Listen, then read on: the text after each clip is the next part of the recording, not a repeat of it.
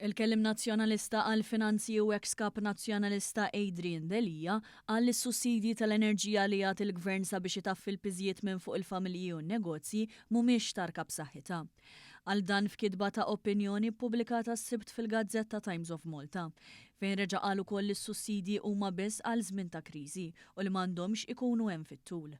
Huwa kiteb kif is-sussidji huma mirati lejn is-sintomu u mhux lejn il-kawża, u bekk mhumiex suffiċjenti jekk kif skontu l-war chest ta' 250 miljun euro li għandu l-gvern mhuwiex maħsub fit-tul u saħansitra mhux garanzija ta' reżiljenza.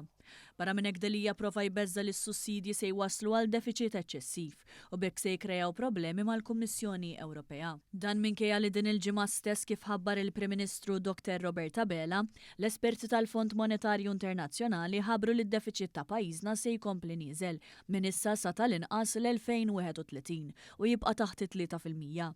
B'kuntrast l-istess esperti sostnew fil-pubblikazzjoni World Economic Outlook li bħala medja d-deficit fiskali madwar l-Unjoni Ewropea se jaqbes 3% u jibqa' hekk għal 5 snin li ġejjin. U anke f'dan il-kuntest ta' stabbiltà u responsabilità fiskali li l-Gvern immexxi mill-Prim Ministru Roberta Bela aċċerta lil poplu li se jibqa' jwiżen lill-familji u n-negozji u jassorbi l-prezzijiet tal-fuels u l-enerġija. Imma għal Adrian Delija u l-Partit Nazzjonalista s-sussidji huma ħsiena għax imorru kontra l-filosofija ta' politika ta' awsterità li ilu jħaddan il-Partit Nazzjonalista minn żmien Lorenz Gonzi. Saħansitra l-Kap Nazzjonalista Alex Bord sostna li dawn huma short-lived u permezz tal-kelliema tiegħu il-Partit Nazzjonalista għal fost l-oħrajn li hemm bżonn exit strategy għal dawn is-sussidji.